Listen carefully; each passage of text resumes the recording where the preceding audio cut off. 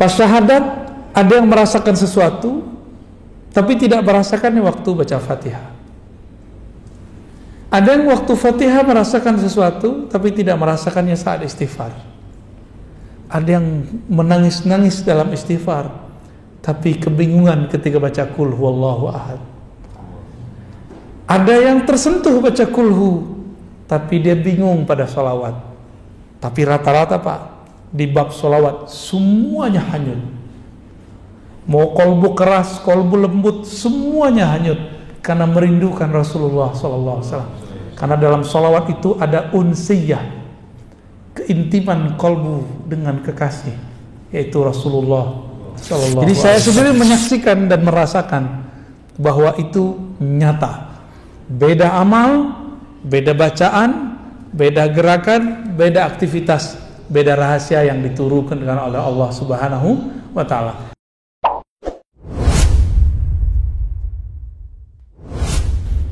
Kata pensyarah kitab ini, saya bacakan biar berkah juga ya, Imam Ibnu Abbad. Kata beliau, setiap zikir ada waridnya, ada hadiahnya. Setiap amalan ada hadiah, rahasia yang tersimpan di dalamnya.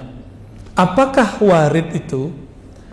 Ma yaridu 'alal qulubi minal ma'arifir rabbaniyah wal asrarir ruhiyah.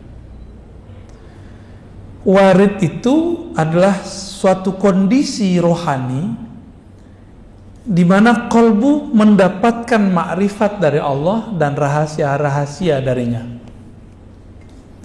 Ketika Bapak sujud, rasanya apa? Kepala pegel. Itu doang. Imamnya kelamaan nih, gitu. Berarti belum dapat asrarnya. Tapi Bapak sujud, terus terasa, ya Allah, kepalaku sekarang di titik terendah di bumi. Bahkan dia lebih rendah daripada tempat buang air besarku. Yang kita bedak-bedakin tiap hari itu ya, Bu ya. Ini mas-mas nih pakai bedak kan nih. Nggak usah lah, cukup istri kita aja yang cantik ya. Kita nggak usah jadi cowok cantik ya. Rawat sih boleh, tapi jangan bikin riuh untuk badan sendiri. Laki-laki itu nggak usah begitu ya. Apabila kolbu kedatangan rasa, masuk rasa itu, rasa, ya Allah, kepalaku lebih rendah. Aku taruh serendah-rendahnya, bahkan lebih rendah dari tumitku. Itu Bapak kecanduan sujud, Pak. Enak sujud begitu. Terasa tuh nikmat sujud. Tapi temukan sendiri rasa itu ya. Tadi itu kunci-kuncian yang kita kasih. Jadi kalau zikir, saat sujud, itu yang kita rasakan. Jangan ngayal kemana-mana. Nabi kasih benefit. Aqrabu ma bainal abdi wa rabbihi fis sujud. Itu benefit. Sedekat-dekat hamba kepada Allah lagi sujud. Ya, maka berdoalah kepada Allah. Kan begitu di hadisnya. Nabi kasih jalan kalau orang masih mau doa. Tapi sujud yang sebenarnya masih perlu doa nggak? Nggak perlu lagi doa. Sujud itu sudah di dalamnya doa. Ya. Karena Nabi setiap kali memintakan syafaat kepada Allah untuk kita, Nabi sujud dulu. Jadi nanti di akhirat Bapak Ibu, Nabi itu makhluk paling sibuk. Dia nggak sempat mikirin diri sendiri, nggak sempat mikirin siapa-siapa dalam dirinya. Yang dipikirkan ummati, ummati, ummati. Setiap kali mau lewat itu ada datang orang cari, wahai Rasulullah bantulah kami, wahai Rasulullah bantulah kami. Di tangannya sudah ada daftar orang yang dia mau bantu. Itulah kekasih-kekasihnya, ulama-ulama pewaris ilmunya, mewarisi sifat-sifatnya. Tidak hanya mewarisi serban dan jenggotnya, tapi juga mewarisi karakter-karakter rahmatnya. Itu ditandain nama Rasulullah tuh. Lalu sahabat bertanya, wahai Rasulullah, bagaimana cara engkau nanti tahu bahwa itu adalah umatmu, sebanyak itu umat? Jawaban Nabi, aku mengetahuinya dari ghurran muhajjalin, dari pancaran bekas wudu. Wudu itu isinya apa? Cuci-cuci muka? Bukan. Wudu itu membersihkan zahir, mensucikan batin. Sebagaimana Allah memandang kalbu manusia, maka di akhirat Nabi diizinkan memandang kalbu manusia. Ya. Kalau di dunia Nabi tahu, dikasih tahu isi hati orang, tapi nggak boleh berhukum. Itulah yang terjadi ketika ada orang bapak Khawarij datang, Nabi nggak bolehin bunuh, karena dia belum menunjukkan kekasarannya. Jadi kelompok ekstrem nih sekarang, kalau dia belum kasar, kita belum boleh main tangan, Pak, belum boleh main tangkap. Tapi kalau dia sudah menyiapkan bom, mau membunuh, Masya Allah, itu boleh. Dan kita meridhoi kalau ada polisi, bagian tertentu di polisi melakukan itu penyelamatan bagi kita, ya, penyelamatan bagi negara ini. Bapak mau nanti buat maulid di bom orang, mau nggak nanti? Ya, nah, maka kelompok-kelompok ini sekarang muncul itu diberangus oleh salah satu perangkat kepolisian. Kita doakan mereka supaya tetap tulus kepada Allah Subhanahu wa taala, ya.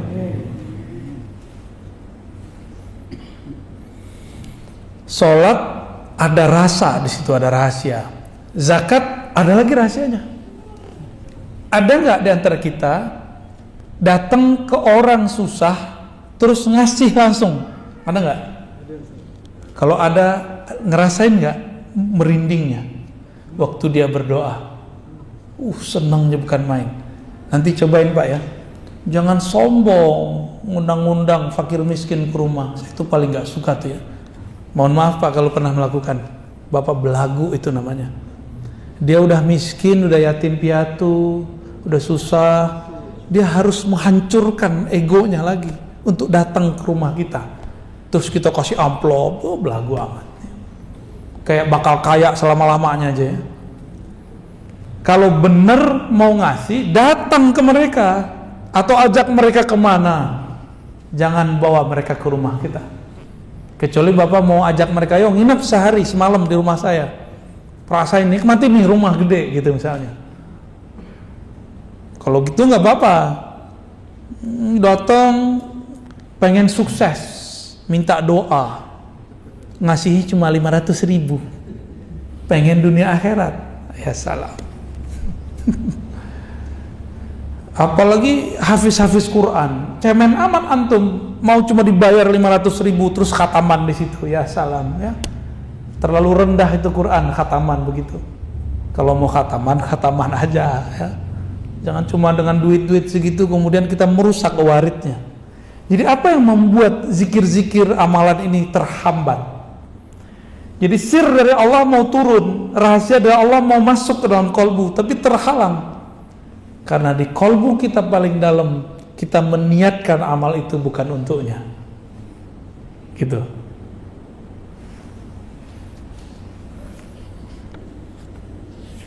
Jadi kalau Bapak Ibu ntar wiridan, udah ya, ijazah yang lama tuh simpen aja. Zikir biar kaya tuh simpen, Pak. Apalagi zikir mahabbah, simpen udah, nggak usah. Zikir buat sakti, simpen, nggak usah lagi. Sekarang zikir yang biasa, lalu katakan, aku berniat menyebut Engkau ya Allah, karena Engkau layak disebut. Aku memujimu ya Allah, karena Engkau layak dipuji. Aku menyembahmu ya Allah, karena Engkau layak disembah, bukan karena aku pengen jadi kaya. Aku baca surah Al-Waqiahmu ya Allah, karena Engkau layak ayat-ayatmu dibaca, bukan karena pengen usahanya lancar. Bisa nggak begitu? Itu baru tasawuf. Jadi tasawuf itu bukan wiridan untuk sesuatu, ijazahan, mahar, bukan, itu bukan tasawuf. Itu pseudo tasawuf. Ya, tasawuf palsu. Tapi boleh nggak? Ya boleh, silakan. Cuma ta'ibtum, ta'ban, selamat lelah. Ya. Nih, ini saya kasih contoh, Pak. Ini kan pengalaman saya sendiri. Saya baca surat tertentu, ayat tertentu dengan angka tertentu supaya saya dapat rezeki besok atau besoknya lagi. Udah selesai semua wiridannya ribuan, sampai nggak ngantuk-ngantuk, nggak tidur-tidur dan kita ngantuk-ngantuk. Ditunggu besok, nggak datang-datang batu rezeki. Capek kan? capek. Padahal simpel aja, gak usah wiridan, besok bangun silaturahmi, datangin ahlinya, datangin orangnya, jadi. Ini malah pakai wiridan, nggak nyambung. Zikir itu senjatanya murid, betul. Tapi kalau orang sudah arif, senjatanya bukan wiridan, senjatanya kenalan, ma'rifat. Ya. Kan biasanya sering tuh datang ke kiai, Pak Kiai, ajarin dong doa supaya kaya gitu. Udahlah, itu nggak usah lagi ya. Pak Kiai, saya mau merantau nih, kasih dong doa penjagaan diri. Nggak usah lah itu. Ya. Nggak enak itu, nggak enak. Ya. Ntar kalau bilang amarkan itu kita curiga terus sama orang. Bapak Ibu yang melakukan Allah, udah jam 9 ya.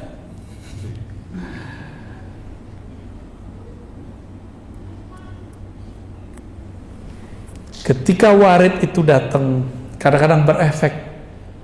Ada orang tuh tiba-tiba rajin ibadah. Ada ketika datang sir itu, dia nangis. Ada yang ketika datang rasa itu, dia rindu. Nah, dan itu kita praktekin, Pak. Di sini nggak ada yang ikut talqin zikir kemarin ya. Kita ketika talqin zikir waktu di Ciputat, didik doang ngajinya. Nah, yang talqin di Ciputat, di dekat UIN. Pas syahadat ada yang merasakan sesuatu, tapi tidak merasakannya waktu baca Fatihah. Ada yang waktu Fatihah merasakan sesuatu, tapi tidak merasakannya saat istighfar. Ada yang menangis-nangis dalam istighfar, tapi kebingungan ketika baca Qul huwallahu ahad. Ada yang tersentuh baca kulhu, tapi dia bingung pada sholawat. Tapi rata-rata, Pak, di bab sholawat semuanya hanyut. Mau kolbu keras, kolbu lembut, semuanya hanyut karena merindukan Rasulullah SAW. Karena dalam sholawat itu ada unsiyah, keintiman kolbu dengan kekasih, yaitu Rasulullah SAW. Nah, semoga rasa itu muncul di kita. Nah, ada yang dia tenggelam, rasanya hanyut dalam sholawat. Kita ajak zikir, dia bingung. Karena dia masih asik dalam sholawat. Jadi itu beda-beda orang, beda-beda ahwal, beda-beda warid yang datang. Jadi saya sendiri menyaksikan dan merasakan bahwa itu nyata. Beda amal, beda bacaan, beda gerakan, beda aktivitas, beda rahasia yang diturunkan oleh Allah Subhanahu wa ta'ala.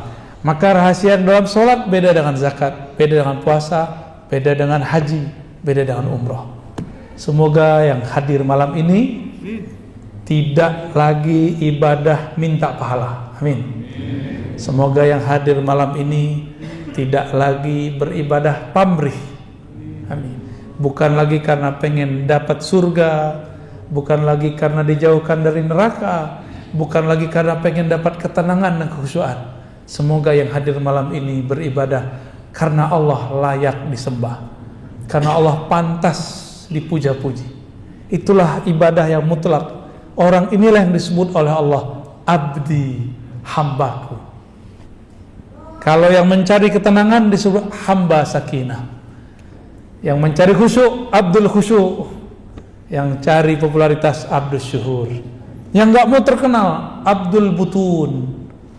Allah bukan yang begitu, ya. Kunu ibadallah, jadilah hamba Allah yang mutlak. Barangkali ada 10 menit mau tanya jawab, silakan ya.